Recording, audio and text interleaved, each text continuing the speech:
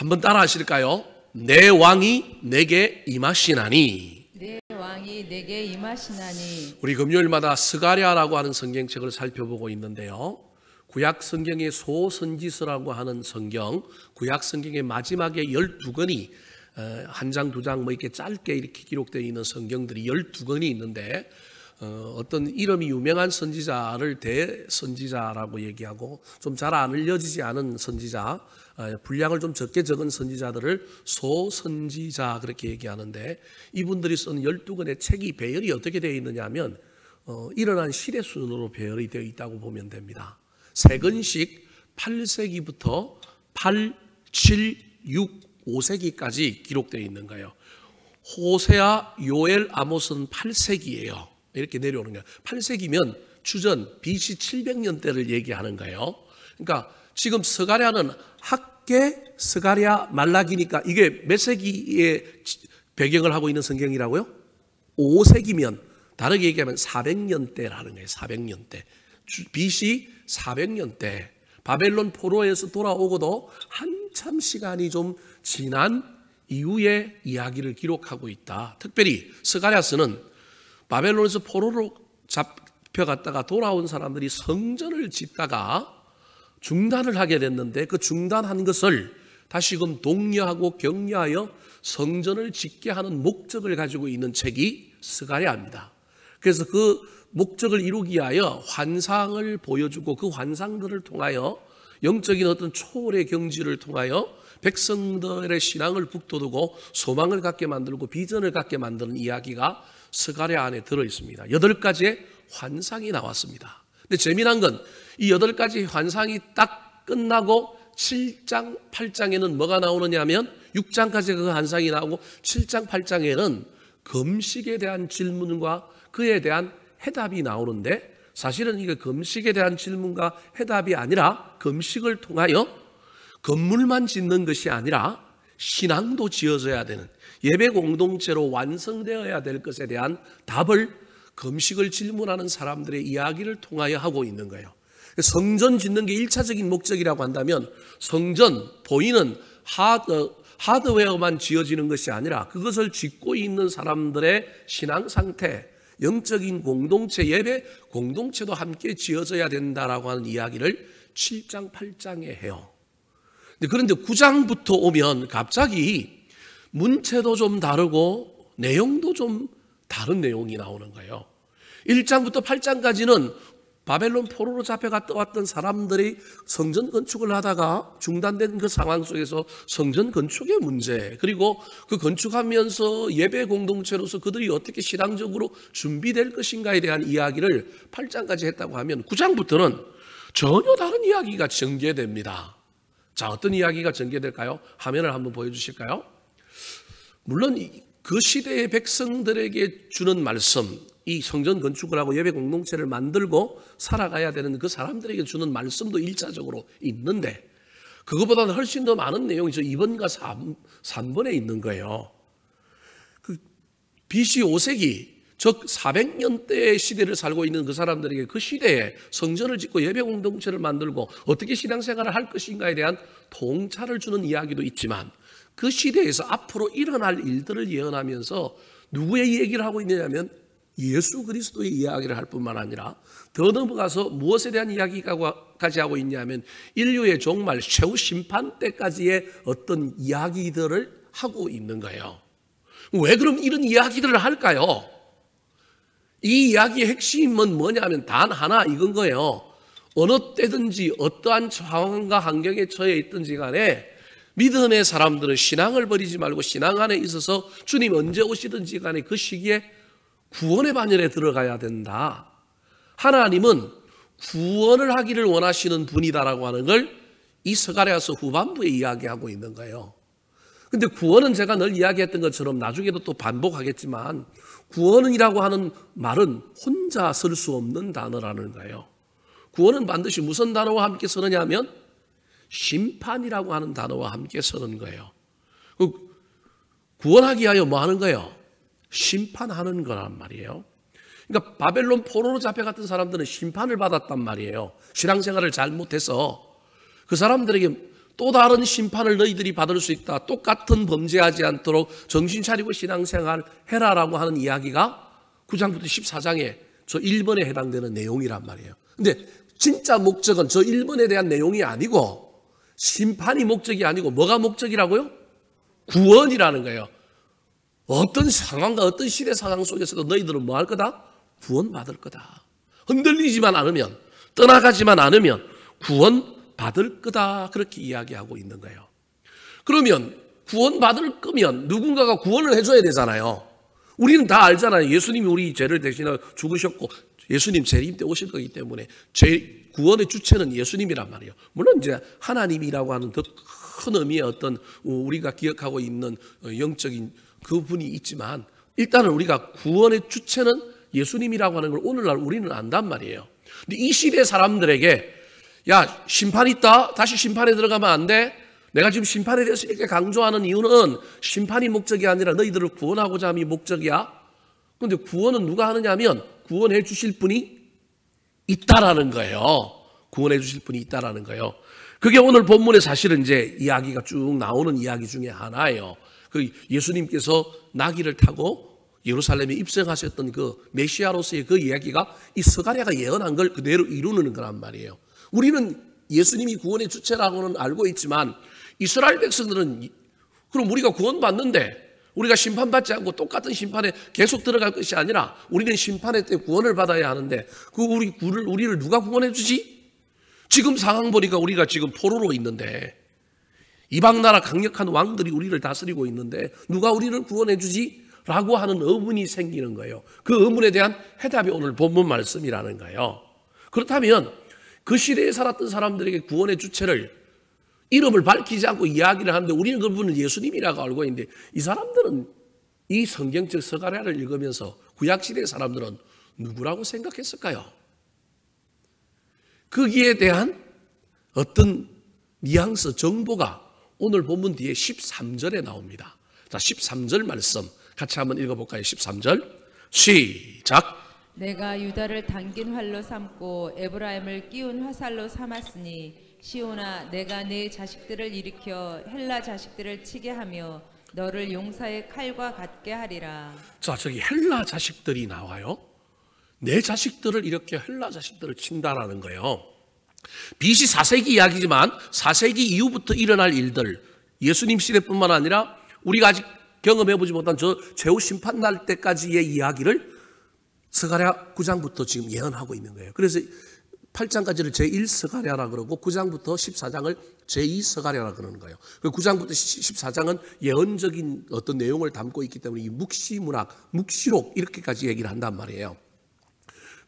그렇다면 구원할 자가 나타날 건데 그 구원할 자가 나타날 것을 기뻐하라고 하는 것이 오늘 9절 말씀이라는 거예요. 그걸 누군지를 이 시대 사람들은 몰랐단 말이에요. 사실은 그냥 하나님 또는 하나님이 누군가 보내주실 또 구약에서 예언한 뭐 그냥 엘리야와 같은 선지자 이런 정도였단 말이에요. 근데 이 구약 성경이 신약으로 전해지면서 유대인들은 이 사람을 누구라고 여겼느냐 하면 이게 신약 시대에 마카비 왕조라고 하는 왕조가 등장합니다.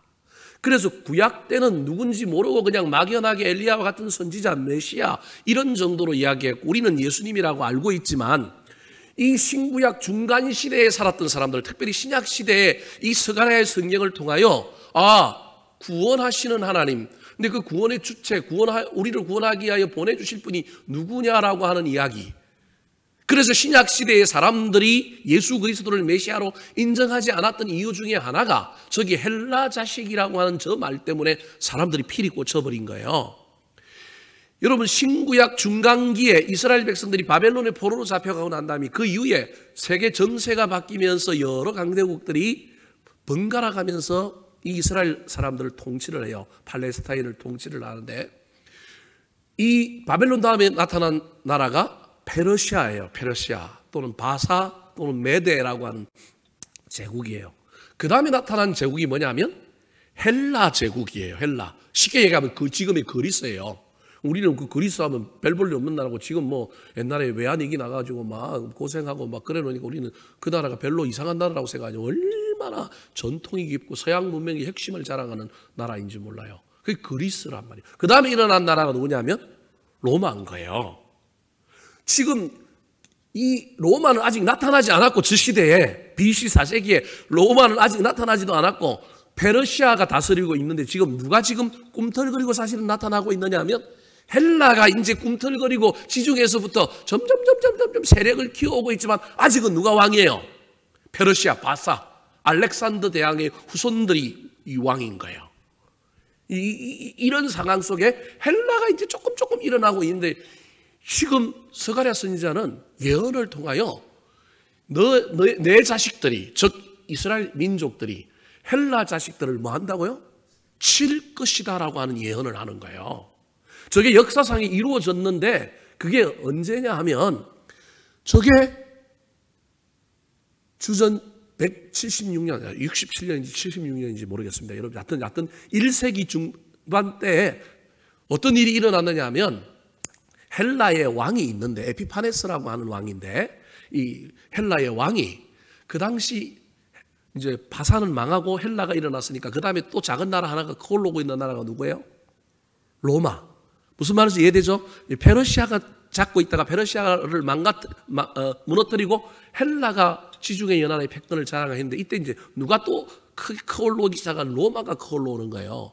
이 로마를 혼내주려고 하다가 로마랑 전쟁을 했는데, 이 헬라의 왕 에피파네스라고 하는 왕이 로마와 전쟁을 하고 져버려요. 지니까 성질이 나갔고, 그 성질을 어디다 풀었느냐 하면 이스라엘 사람들에게 푼 거예요.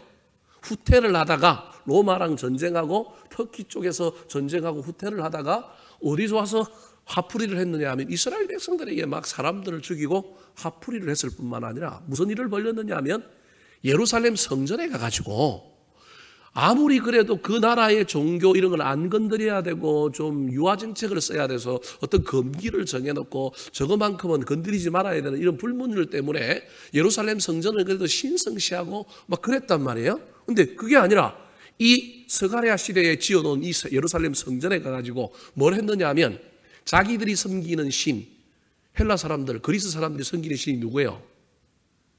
제우스, 여러분 그리스 로마 신화에 나오는 신이 있잖아요. 그 제우스 신한테 예배한다고 남의 신전에 들어가고 예배한 거예요. 우리로 치면 법당에 가고 우리는 뭐 한 거예요? 예배 드린 거나 마찬가지예요. 여러분 그 생각을 하면 불교도 일어날 거 아니에요. 만약에 우리 교회인데 지금 중들이 와고 목 닥치고 우리 교회에서 예배 드린다고 생각해봐요. 여러분 가만히 있겠어요?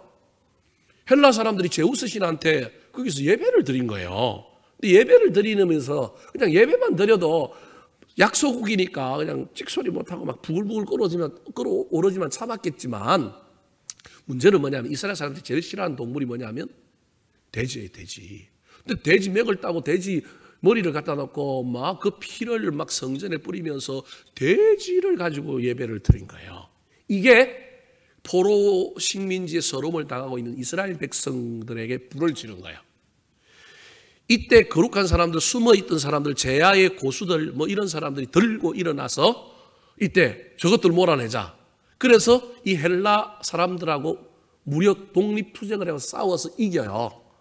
이 헬라가 옛날 같으면 질 수가 없는데 지금 점점점 국력이 쇠약해지고 로마가 올라오고 이러다 보니까 이제 이스라엘에서 일어난 소위 말하는 혁명을 제압하지 못한 거예요. 이때 그 혁명을 일으킨 사람들이 있는데 이 사람들이 누구냐면 마카비라고 하는 형제들이에요. 하스모니아 왕조라고 하는 세계사에 그런 이름을 가지고 있는데 이 사람들이 일어나가지고 왕국을 만들어요. 왕국을. 독립왕국. 그러니까 구약과 신약 시대의 이스라엘 역사에 보면 독립왕국이 있어요. 독립왕국. 이때 독립했다가 빛을 찾았다 그래가지고 이스라엘 가면 지금 하누카라고 하는 빛의 절기, 이스라엘 사람들 요즘 즐기는 절기가 있어요. 우리로 치면 독립기념일 뭐 이런 것처럼, 우리로 치면 뭐 3.1절 뭐 이런 것처럼 이때 자신들이 그 왕조를 세우는 거예요. 지금 그 이야기를 예를 들어서 예언적인 관점에서 하고 있는 게 13절인 거예요. 13절 다시 한번 읽어볼까요? 자, 13절 말씀 시작. 내가 유다를 당긴 활로 삼고 에브라임을 끼운 화살로 삼았으니 시온아 내가 내 자식들을 일으켜 헬라 자식들을 치게 하며 너를 용사의 칼과 같게 하리라. 그래서 시대마다 다르지만 주전 1세기 때 사람들 또는 주전 2세기 때 사람들은 우리를 구원할 사람을 예수님으로 받아들인 게 아니라 구원의 주체를 누구로 받아들였느냐 하면 저 당시에는 마카비 왕조 제사장의 거룩한 아들들이 우리를 구원할 거다라고 생각하고 그게 이루어졌다고 본 거예요. 근데 우리는 그렇게 보는 게 아니라 우리를 구원할 주체가 누구라고요? 예수님이라는 거예요. 자, 오늘 본문 말씀 9절 한번 읽어볼까요? 9절. 자, 9절 말씀입니다. 자, 9절 보여주세요. 예, 9절 시작. 시온에 따라 크게 기뻐할지어다. 예루살렘에 따라 즐거이 부를지어다. 보라, 내 왕이 내게 임하시나니 그는 공의로우시며 구원을 베푸시며 겸손하여서 나귀를 타시나니 나귀의 작은 것 곧 나귀 새끼니라. 저기 보십시오. 우리는 이미 예수님이 나귀 타고 예루살렘에 올라갔다는 걸 알고 있기 때문에 저 구절을 딱 듣는 순간 누가 구원하실 분이라는 거예요? 예수님이 구원하실 분이다라고 하는 걸 아는 겁니다. 심판이 있지만 그 심판 속에서도 우리를 구원하실 구원의 주체는 누구냐면 예수님이다. 그래서 이스라엘 사람들을 보고 시온에 따라 예루살렘에 따라 이렇게 얘기한 건 이스라엘 백성 전체를 이야기하는 거예요. 기뻐해라, 즐거이 불러라. 이유는 내 왕이 내게 뭐한다? 임하신다라는 겁니다. 여러분, 저 말은 구약시대 이스라엘 백성들이 식민지 가운데 고난 가운데 있을 때 그들을 향하여 하신 말씀이고 신약시대에 예수님을 향하여 하신 말씀이지만 저 말씀은 오늘날 저와 여러분에게도 하시는 말씀입니다. 이 코로나 바이러스 시대를 지나가고 있는 이 어려운 시대를 지나가고 있는 이때에 우리를 삶의 현장에서 기도 제목 가운데 문제 가운데서 구원하실 왕이 내게 뭐 하여야 된다고요? 임하여야 합니다. 그리고 그 왕이 임함을 저와 여러분이 기대하고 또 임함을 경험하고 기뻐하는 놀라운 역사가 신앙 가운데 일어나야 합니다. 신앙이 그런 거라니까요. 그냥 신앙이 그냥 마음에 평안 주는 정도가 아니라 삶의 현장에 실제로 우리의 인생 가운데 실제로 어떤 구원의 역사들을 경험하는 것이 바로 그런 놀라운 신앙의 내용이라는 겁니다. 이 예수 그리스도 왕이 저와 여러분의 삶에 오늘날에도 임하여 정말로 그 왕을 주인으로 모시고 사는 저와 여러분 되기를 예수님의 이름으로 축원합니다. 자, 그렇다면 내 왕이 내게 임하시나니 그랬는데 여러분들은 그 왕을 왕으로 받아들이고 있습니까? 그 왕은 어떤 왕일까요? 그 왕을 저와 여러분이 나에게 임하여 내가 그 왕을 맞아들인다고 한다면 내 신앙의 삶은 그 왕을 따라 살아야 하지 않겠습니까? 오늘 본문에 나타난 구원의 주체, 구원의 주인공 우리 예수님은 어떤 왕으로 임하실까요? 저와 여러분의 삶에 이 땅에 온 우주적으로 첫 번째 왕이 임하시는 내 왕이 내게 임하시리라 할 때 그 임하시는 왕의 모습입니다. 첫 번째 따라하시겠습니다. 구원하시는 왕. 구원하시는 왕. 1절 말씀 다시 한번 읽어볼까요? 1절이 9절 말씀이에요. 시작. 시온에 따라 크게 기뻐할지어다. 예루살렘에 따라 즐거이 부를지어다. 보라, 내 왕이 내게 임하시나니 그는 공의로우시며 구원을 베푸시며 겸손하여서 나귀를 타시나니 나귀의 작은 것 곧 나귀 새끼니라. 왕이 임하니 기뻐해라. 기뻐해야 될 이유가 뭐냐면 그 왕은 어떤 왕이냐면 공의로우시며 구원을 베푸시는 분이라는 거예요. 저게 두 가지 개념이 양립되어 있지만 사실은 알고 보면 공의, 즉 심판은 뭐 하기 위하여 존재하는 거라고요? 구원하기 위하여 존재하는 겁니다. 그래서 묘로 연결되어 있어서 공의로우시며 구원을 베푸시며 그래서 저게 두 가지 개념으로 이해하시는 분들이 있는데 사실은 알고 보면 저게 한 개념이라는 겁니다. 공의는 왜 공의냐면 뭐 하기 위하여 공의라고요? 구원하기 위하여 공의인 겁니다. 하나님은 예수님은 이 땅에 우리를 향하여 왕으로 임하시는 그분 모시면 그분은 우리를 구원하시는 거예요. 우리 영혼의 죄의 문제만 구원하는 게 아니라 삶의 문제에도 구원하시는 놀라운 역사가 일어나는 겁니다. 주님을 왕으로 모시시고 질병에서 사업에서 가정에서 자녀들에게서 구원이 일어나는 놀라운 일들을 경험했으면 좋겠습니다. 우리에게 임하시는 왕, 그 왕은 자기 혼자 서는 존재가 아니기 때문에 왕은 반드시 누굴 챙기느냐 하면 자기가 왕되기 위해서는 반드시 자기 백성을 챙기는 존재요, 자기 백성을 잊어버리지 않는 존재입니다. 그래서 우리 눈에 보기엔 더디 임하고 우리 눈에 보기에는 아직 희미하고 우리 눈에 보이기에는 하나님이 살아계시지 않는 것 같지만 하나님은 반드시 자기 백성을 뭐 하시는 분이냐면 구원하시는 분이라는 거예요.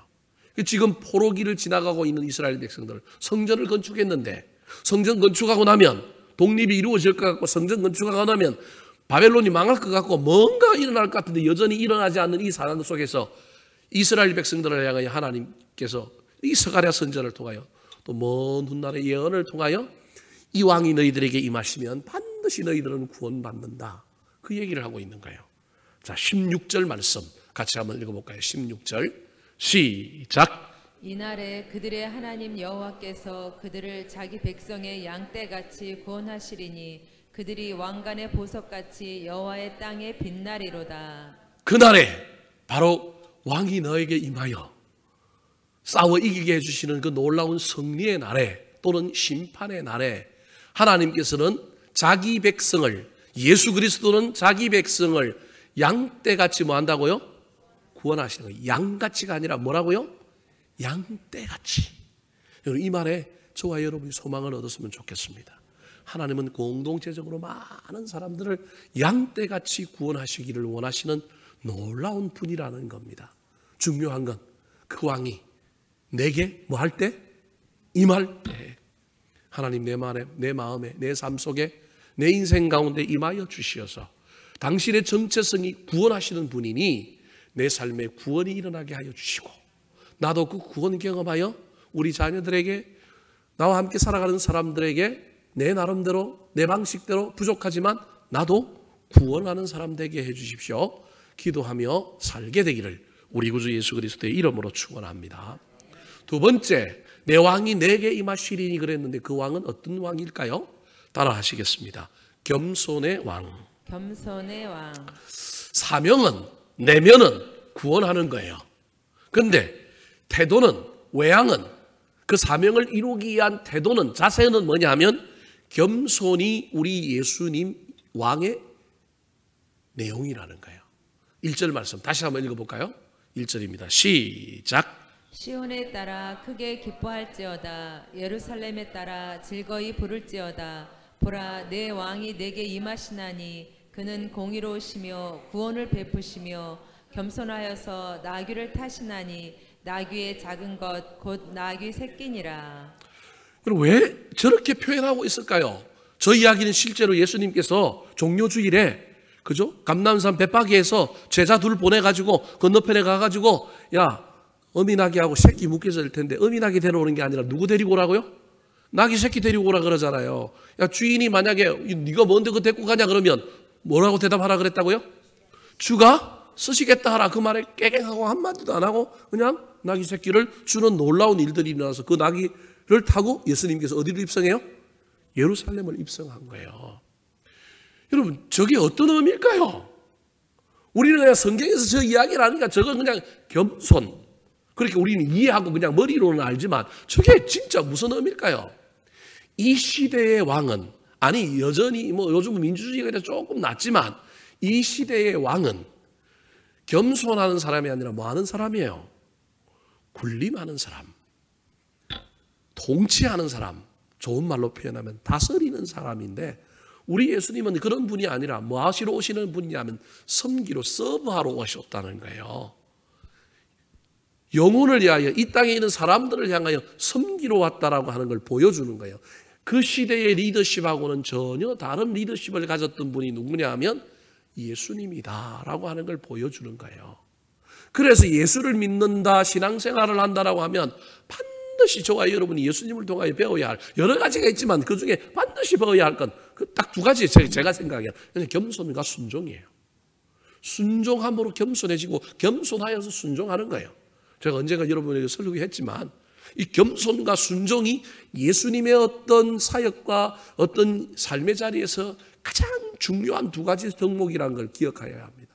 이 두 가지가 십자가도 지는 거고요. 이 두 가지 속에서 사랑도 나오는 거예요. 이 겸손, 이게 그 당시 리더십과 전혀 다른 리더십을 가진 왕이다라고 하는 걸 보여주는 겁니다. 사랑하는 성도 여러분, 내 왕이 내게 임하시나니 그 왕이 겸손의 왕이라고 한다면 우리도 겸손해야 되지 않겠습니까?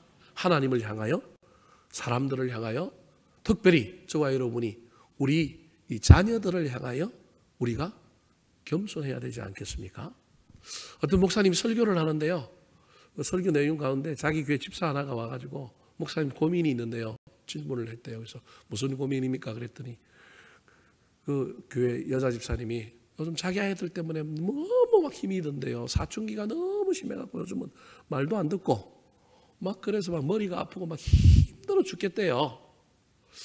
그때 그 목사님이 이 여자 집사한테 그 질문에 대한 대답을 바로 하기 전에 요즘 부모들이 너무너무 이상하다라는 거예요. 뭐가 이상하냐 그랬더니 어떤 집은 아이가 6살인데 사춘기가 왔다 그러고 어떤 집은 아이가 지금 고등학교 3학년인데 뭐가 왔다 그래요? 사춘기가 왔다 그래요. 자기가 가만 생각해 보니까 이게 사춘기가 온 건지 아니면 부모가 지금 이상한 건지 자기가 잘 모르겠다라는 거예요. 그러면서 그 부모한테 혹시 애가 말을 잘 듣다가 말을 안 들어서 지금 아이에게 엄마가 뭐가 왔다고 이야기를 한다고요? 사춘기가 왔다고 지금 말하고 있는 건 아닌가? 목사님이 그렇게 이제 그 여자 집사한테 넌저시 이야기를 한 거예요. 그러면서 뭐라고 얘기하느냐면 자기가 생각하기에 아이는 부모 말을 듣는 것이 옳아요? 안 듣는 것이 옳아요? 듣는 것이 옳죠. 그런데 점차 자라면 자랄수록 자아가 형성되고 독립성이 생겨야 돼서 자기가 주체가 되고 자기가 판단하여 결정하려면 자라면 자랄수록 누구 말을 안 듣는 게 정상이라는 거예요. 여러분 오해하지 말고 들으세요. 가정의 달이니까 5월달부터 가정의 달이니까 제가 지금 이렇게 이야기하는 거예요. 생리학적으로 발달 심리학적으로 보면 어릴 때는 부모가 아이들이 부모의 말을 듣는 게 정상이지만 자라면 자랄수록 누구 말을 안 듣는 게 정상이라고요? 부모 말을 안 듣는 게 정상이라는 거예요. 그래서 그러면서 그 여자 집사님한테 이 목사님이 이렇게 대답을 해줬대요. 부모 말 안 듣는 게 정상이니까 너무 고민하지 말고 집사님도 걔 애들 말 좀 들어주지 말라고. 같이 안 들어주면 아무런 문제가 없다고. 그러니까 이 여자 집사님이 그 목사님한테 이렇게 얘기했대요. 왜 나를 낳으셨냐고 아들이 엄마한테 막 핀잔을 준대요. 이럴 때는 어떻게 대답해야 되냐고. 왜 네가 나한테 태어났냐고. 그렇게 대답을 하면 된다는 거예요. 뭘 그렇게 고민을 하냐는 거예요. 혹시 내가 움켜쥐고 내 마음대로 하려고 내 가치관에 다 맞추려고 하는데 안 들어오니까 이놈이 뭐라고요? 사춘기다 이렇게 혹시 생각하는 건 아니냐. 다 그런 건 아니지만 일부 부모들 중에 내 생각, 내 가치관, 내 기준에 아이들이 탁탁탁 맞는 것을 너무 원하더라. 그러면서 이 섬김, 겸손이라고 하는 말을 이 여자 집사한테 가르쳐주는 설교의 내용을 예화를 드는 내용을 제가 보았습니다. 말은 좀 이상하지만 부모도 자식에게 뭐 해야 된다고요? 겸손해야 된다는 거예요. 좀 골치 아픕니다, 여러분. 이 얘기를 듣는 순간에 골치 아플 수 있는 거예요. 근데 그 겸손을 다른 말로 그냥 아이도 하나님의 작품이다. 내 소유가 아니다. 저 아이의 가장 사랑하고 저 아이를 가장 염려하고 저 아이를 가장 인도하실 분이 누구냐면 하나님. 나는 그 다음이라고 하는 생각을 하기만 하면 그 사람은 무슨 사람이라고요? 겸손한 사람이라는 거예요. 근데 이 생각이 없으면 아무리 말을 부드럽게 하고 아무리 뭘 어떻게 아이들한테 최고로 잘해준다 할지라도 그건 겸손하지 않다는 거예요. 그래서 부모도 자식에게 뭐 해야 되냐 하면 겸손해야 된다는 거예요. 겸손해야 된다. 우리 예수님이 이 땅에 오셔서 겸손의 왕으로 살아갔던 것 중에 하나가 눈높이를 하나님의 기준에 인간 보고 맞춰라, 내 사랑을 이해하라고 한 게 아니라 인간의 눈높이가 맞추기 위하여 오신 것. 그게 뭐라고요? 겸손이다. 상대방의 위치에서 어떻게 하면 서로 눈높이를 맞추려고 애를 쓸 것이냐, 자꾸 끌어올리려고 하지 말고 내려가서 그 마음을 이해해주고 그 생각을 잘 캐치하는 것, 그게 겸손이다. 그런 얘기들을 하는 것을 들었습니다. 심리학적으로 참 좋은 통찰을 주는 설교에서 그때 그 설교가 제 마음속에 많이 남았습니다. 왜냐하면 저는 잘 안 되는 사람 중에 한 사람이거든요. 저와 여러분이 예수를 믿는다고 한다면, 우리 예수님께서 모든 걸 버리고 이 땅에 내려오셨다고 한다면 그 속에 그냥 그게 된 건 뭘 자꾸 내려가고 낮추는 것이 겸손이라고 우리는 배우는데, 그게 아니라 어떤 태도의 전환이기 때문에 그것이 그대로 그냥 나타난 거거든요. 생각에, 마음의 어떤 전환이 일어났기 때문에 그것이 그냥 삶의 어떤 현상 특징으로 나타난 거기 때문에 우리는 자꾸 뭘 해서 그 마음을 얻으려고 하는 것도 중요하지만, 마음을 먼저 갖고 우리의 마음의 태도를 먼저 바꾸면 삶의 태도가 달라질 수 있다는 걸 기억하셔야 합니다.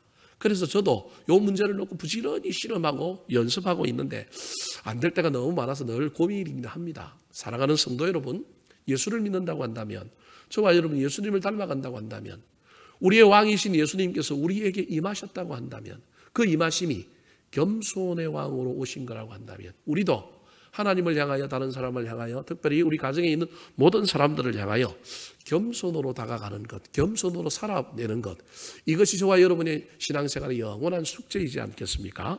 이 숙제를 잊어버리지 않고 늘 가슴에 새기고 넘어지고 자빠지고 다시금 우리가 또 교만해지더라 할지라도, 또 내가 주인 되고 또 내가 내 권리를 자꾸 주장한다 할지라도 또 그 자리에 서서 또 포기하고 낮아지고 내려놓는 겸손의 왕의 후예들이 되기를 우리 구주 예수 그리스도의 이름으로 축원합니다. 마지막으로 내 왕이 내게 임하시나니 그랬는데, 그 왕은 어떤 왕일까요? 따라하시겠습니다. 화평의 왕. 화평의 왕. 자, 10절 말씀 같이 한번 읽어볼까요? 10절 시작. 내가 에브라임의 병거와 예루살렘의 말을 끊겠고 전쟁하는 활도 끊으리니 그가 이방 사람에게 화평을 전할 것이요 그의 통치는 바다에서 바다까지 이르고 유브라데 강에서 땅 끝까지 이르리라. 내 왕이 내게 임하시나니, 그 왕이 임하니까 기뻐해라. 그 왕이 너희들을 구원할 거다. 그 얘기를 9절에서 시작하고 난 다음에, 그럼 그 왕이 어떤 왕이냐? 그 왕은 공의로 구원하시는 왕이요, 그 왕은 어떤 왕이냐 하면 겸손하여 나귀를 타시는 왕일 뿐만 아니라 그 왕이 하는 일이 있는데, 그 왕은 뭘 하느냐 하면 너희들만 구원하는 것이 아니라, 너희들만 구원하는 것이 아니라 온 세상에 뭘 전하는 사람이라고요? 화평을 전하는 분이라는 거예요. 화평의 왕이라는 거예요. 사람과 하나님 사이에 막힌 담을 열고 화평케 하는 걸 넘어서서 그의 화평이, 그의 통치가 어디까지 이르느냐 하면 바다에서 바다까지, 유브라데 강에서 땅끝까지. 저 말은 온 세계라는 거예요. 저 시대의 지중해 사고의 어떤 땅끝의 개념, 세계의 온 그 경계가 그냥 유브라데에서 어디까지예요? 바다에서 유브라데까지, 땅끝까지라는 거예요. 여러분, 저 말 속에는 단순히 우리가 화목케 하는 직분을 받아서 화평케 하는 역할만 감당해야 된다는 얘기가 아니라, 궁극적으로 화평은 누굴 전하는 거냐면 예수 그리스도를 전하는 겁니다. 이게 이제 늘 교회 안에서 복음과 사회적인 어떤 일들과 사회적인 책임과 관련하여 늘 이게 경계선에서 잘 적용하지 못하면 헷갈리는 건데요. 우리가 세상에서 화평하게 살고 예수 그리스도의 화평을 전하는 일, 여러분 중요합니다. 근데 그렇게 하는데 복음은 안 전한다? 문제예요. 복음은 쎄 빠지게 전하는데 맨날 복음 전하면서 아파트 경비 아저씨하고 싸우고 옆 사람들한테 불편함을 주고 뭐 복음은 전했는데 화평하지는 못해요. 이것도 문제예요. 이 두 개가 조화를 다 이루는 것이 어디 안에 들어가 있느냐 하면 화평 안에 들어가 있는 거예요. 나하고 화평, 자기하고 잘 못 지내는데 다른 사람하고 잘 지낼 수가 없어요. 그래서 어떤 사람들이 특별히 가정에서 또는 자녀들과의 관계에서, 어떤 회사에서 어떤 동료들과 관계에서 문제 있는 사람들은 대체로 8, 90%가 누구랑 문제가 있냐면 나하고 못 지내는 사람이에요. 자존감이 낮거나 내가 나의 문제를 제대로 보지 못하거나 내가 나한테 기뻐 못하는 거예요. 내가 나를 만족하고 내가 나 때문에 좋아하고 내가 나를 봐도 막 열정이 있고 만족이 있고 소망이 있어야 하는데, 내가 나한테 만족이 없으니 그 만족이 없음이 누구에게도 나타나느냐 하면 다른 사람에게 나타나는 거예요. 안에서 바가지가 깨졌는데 바깥에 나가면 뭐 그게 아무런 문제가 안 나타나겠어요? 아무리 가면을 써도 나하고 관계 합평이 이루어지지 않은 것, 여러분 이게 신앙의 이야기라는 거예요. 신앙이 뭐예요? 하나님과 합평함으로 말미암아 내가 누구랑 합평하는 거예요? 나랑 합평하는 거예요, 여러분. 내가 내 모습을 보는 거예요. 내 연약함, 내 죄악, 나의 거친 형상들을 보고 복음으로 말미암아 복음의 빛을 조명을 받아서 그걸 치유하고 해결하는 가운데 하나님께 감사하고 하나님의 능력을 입고 그걸 가지고 내 안에 영혼이 새로 나고 내 안에 놀라운 치유와 변화가 일어났기 때문에 그 기쁨 때문에 사람들에게도 복음을 전하고 사람들과 관계에서도 놀라운 평화가 일어나는 일들이 일어나는 거예요. 다르게 얘기하면 우리 예수님께서 겸손의 왕으로 이 땅에 오셨는데, 여러분 겸손의 왕으로 이 땅에 오셨는데 우리 주님 신이었잖아요. 하늘 보좌에 있었잖아요. 이 땅에 와 마구간에 태어났고요. 목수 일해야 되고요. 잠도 제대로 못 자고요. 좀 상위 1% 클래스에 살다가 저 밑바닥 인생을 사는 거잖아요. 그러면 여러분 같으면 성질이 날까요, 안 날까요? 생각을 한번 해보시라는 거예요. 제가 지금 무슨 얘기를 하면 우리 주님이 이 땅에 인간으로 살면서 사역을 할 때 우리 주님이 자기랑 뭐한 사람이라고요? 화평한 사람이라는 거예요. 자기랑 화평한 사람이었다니까요. 이게 얼마나 중요한 얘기인지 모르겠어요. 그분이 신이었다니까요. 저 높고 하늘 보좌에서 막말 오늘 아침에 상위 1%에 살면 살아고 먹을 거 다 먹어보고 살아볼 거 다 살아보고 경험할 거 다 경험해만 돼 가장 밑바닥에서 살아야 되는데요. 어쩔 수 없이 사명을 가지고 이 땅에 와서 사니까 사람들 보는 앞에서는 내가 막 만족하는 것처럼 살고 있지만 나 혼자 있을 때는 어떻게 해요? 아이씨, 이거 언제까지 해야 돼? 근데 우리 주님 그러지 않았다라는 거예요. 우리 주님 그러지 않았다라는 거예요. 그 말은 우리 주님이 인간으로 있을 때도 만족했고요. 제자들하고 인자는 머리 둘 곳이 없었지만 제자들하고 지낼 때, 제자들하고 말씀을 전할 때, 수많은 사람들을 만날 때 우리 주님 안에 뭐가 있었냐 하면 화평이 있었다. 화평. 이게 얼마나 중요한지 모릅니다. 이분이 그 안에 있는 화평이 가득했기 때문에 그 화평을 온 사람들이 온 지구에 사실은 전하고 있는 겁니다. 여러분, 저와 여러분이 예수 믿고 하나님과 먼저 화평하시고 나와 화평하셔서 그 화평이 흘러 넘쳐갔으면 좋겠습니다. 주변 사람들에게 그 화평의 놀라운 역사 속에서 예수 그리스도의 복음도 전해지고 또 많은 사람들을 그 화평의 경지 안으로 들어오게 인도하는 그런 놀라운 역사가 있었으면 좋겠습니다. 사람들을 주께로 인도함으로 단순히 교회 나오게 하는 정도가 아니라 그 사람이 신앙 안에서 자라가고 예수 그리스도를 알아가고 놀라운 비밀을 깨달아가는 그런 역사들을 주변에서 경험하게 만들고 도와주고 이끌어주는 것, 그럼 그것처럼 귀한 일이 어디 있습니까? 그 일이 커지고 넘쳐나면 이제 복음이 되어서 또 그 복음이 화평을 낳는 놀라운 역사가 나타난다는 걸 잘 기억하셔서 먼저 주님 안에서 저와 여러분이 화평케 됨으로 말미암아 그 화평의 왕으로 오신 우리 주님 모시고 그 화평 가지고 내 옆에 있는 사람들에게, 주변 사람들에게 복음을 전하고 그 화평을 흘러 보내는 남은 인생 되시기를 우리 구주 예수 그리스도의 이름으로 축원합니다. 한번 따라 하실까요? 내 왕이 내게 임하시나니. 내 왕이 내게 임하시나니. 구원하시는 왕. 구원하시는 왕. 겸손의 왕. 겸손의 왕. 화평의 왕. 화평의 왕.